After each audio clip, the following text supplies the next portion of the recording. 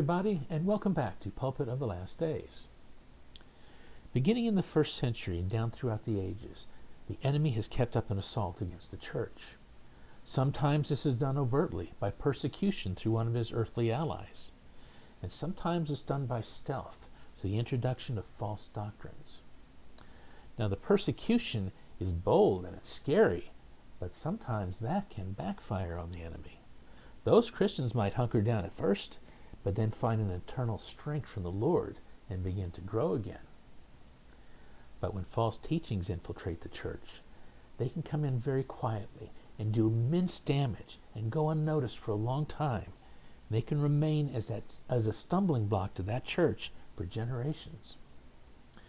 Now when those false teachings run their course and the church is ready to deal with them and weed them out again, the enemy sits back patiently. He intends to reintroduce them later under a new cover. This is like a hat rack with a new set of hats on top. Beneath all those new hats, everything's hanging on the same old structure as before. When he reintroduces these teachings, they're going to have the same underlying structure they always had, but with new applications on top, so they look a little different to us. So from the first century until the last, we're going to have to deal with doctrines of demons, because the enemy is going to keep bringing them and he is not going to give up. All right, let's proceed to an actual example. Now, I am partial to this example because it is not only very instructive, but it also has a little adventure in it. Now, this story begins with a false teaching that began to infiltrate the church back in the early 80s. As we discussed in our previous video, this teaching was essentially psychological in nature. But it began to combine with a real Bible subject and to cleverly redefine the terminology involved. So the terminology you were hearing was something you'd really find in the Bible, but the definition of those terms was psychological. So the wolf was donning sheep's clothing to gain entrance into the fold. Now this teaching was another gospel in a hybrid, as we also discussed in our previous video. Now, in retrospect, it's probably inevitable that the other gospel hybrids would begin with this subject because it involves generational issues, and psychology would find that absolutely irresistible. This pertains to the biblical subject of iniquities. The text you're seeing is from the Ten Commandments, but several similar passages could have been cited. For I, the Lord your God, am a jealous God, visiting the iniquity of the fathers upon the children, to the third and fourth generations. Now please notice that the part I've quoted has been plucked from its context, and that's what the false teaching in the 80s did as well. It ignored the context and pressed on from there.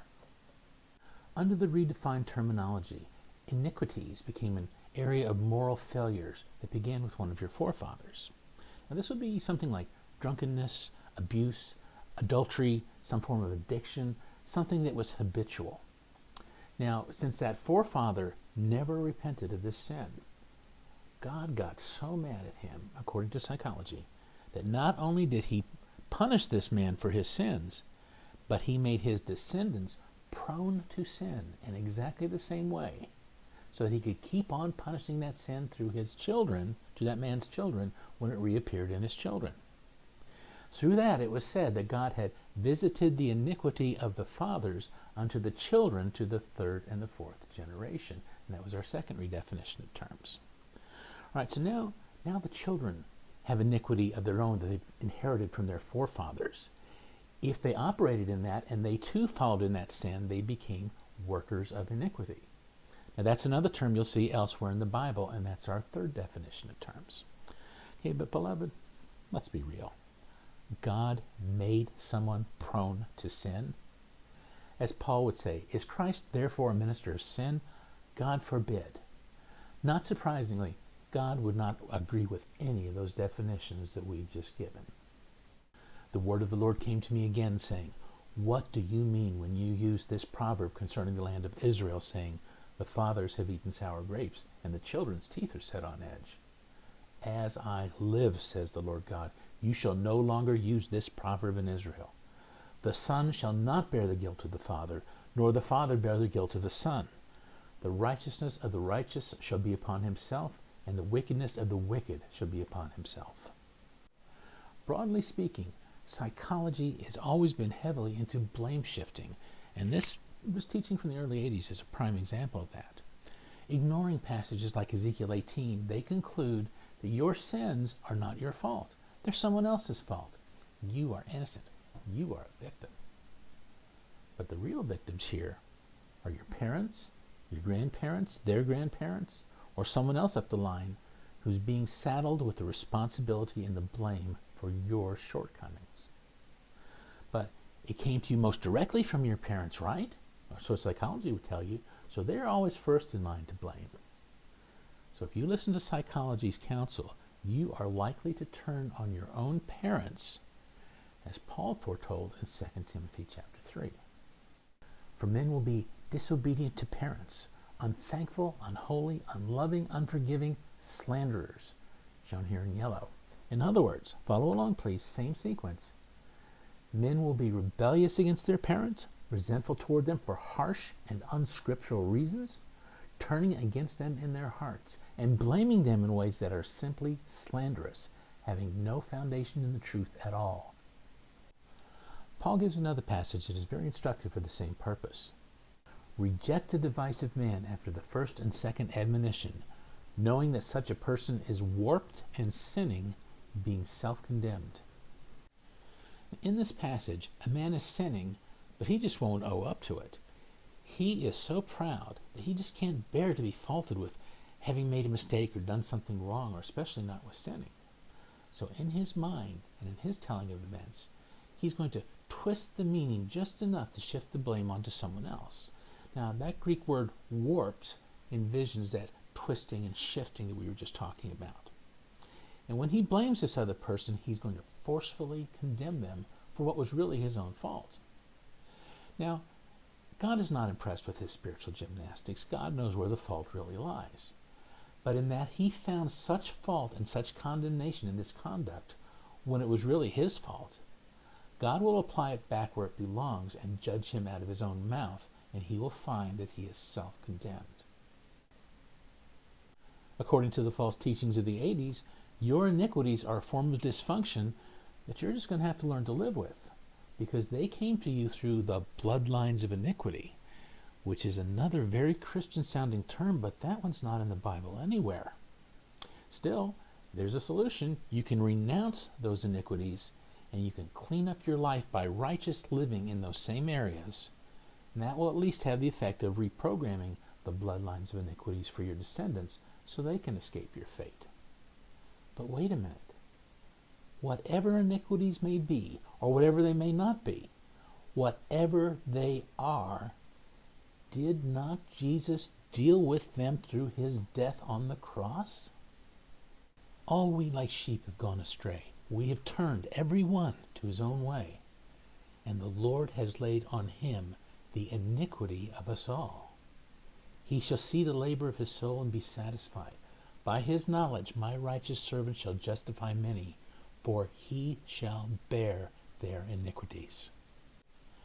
This means the iniquities teaching from the early 80s directly clashed with the gospel of Jesus Christ on the important subject of iniquities and offered an alternative solution. Therefore, psychology's version of iniquities fully deserves the indictment of being another gospel. Back in the early 80s, psychology's teaching on iniquities was making some strong inroads into the church.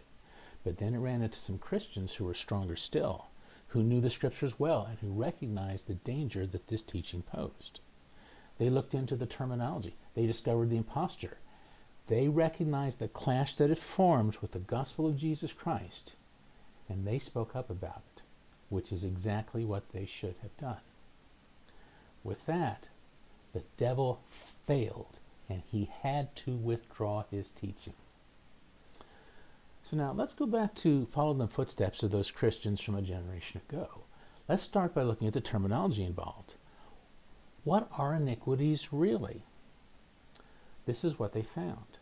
Iniquities are religious acts of sin, usually involving the ministry. And this is something that can easily be seen by the contexts. Luke 13, Jesus speaking to false ministers. I tell you, I do not know you where you are from. Depart from me, all you workers of iniquity. Acts chapter 1, speaking of Judas and his betrayal. Now this man purchased a field with the wages of iniquity. Acts 8, speaking of Simon the sorcerer. For I see that you are poisoned by bitterness and bound by iniquity. 2 Peter 2, speaking of the rogue prophet Balaam. But he was rebuked for his iniquity. A dumb donkey speaking with a man's voice restrained the madness of the prophet.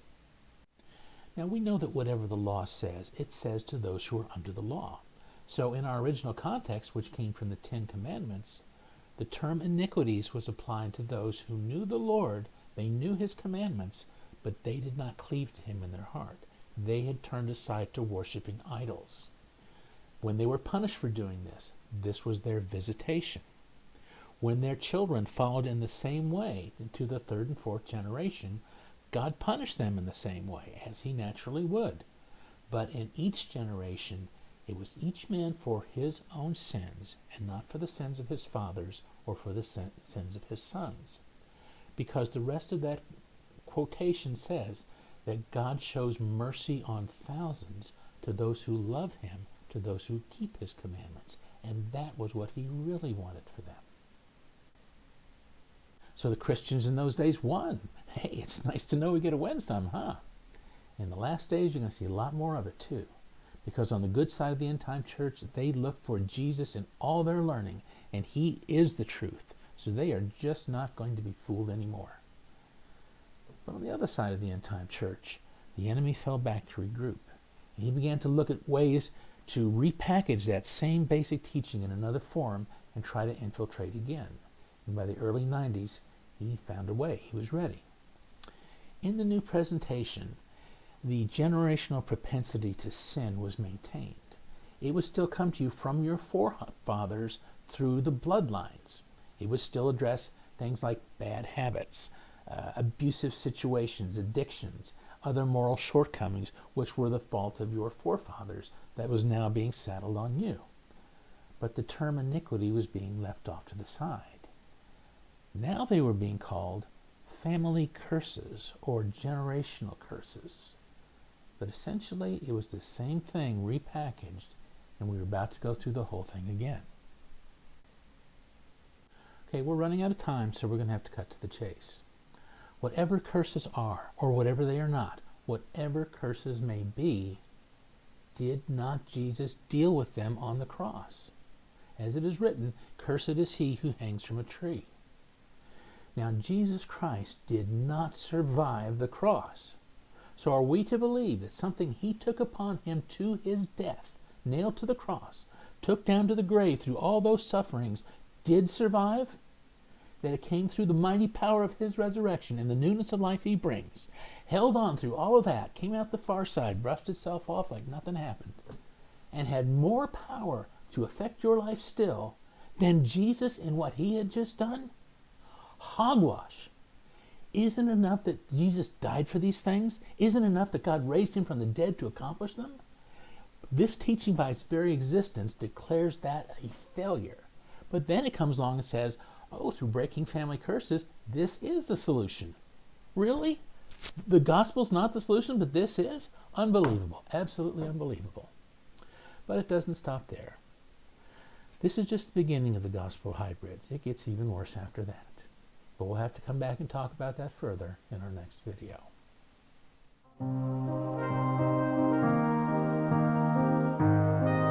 I hope you enjoyed this video from Pulpit of the Last Days, short essays about the end-time church as foretold in the New Testament. If you did enjoy it, please go ahead and click on that thumbs up button. For previous videos, check out our website at pulpitofthelastdays.com. Also, we post new videos weekly, so if you'd like to receive more videos like this one, all you need to do is subscribe.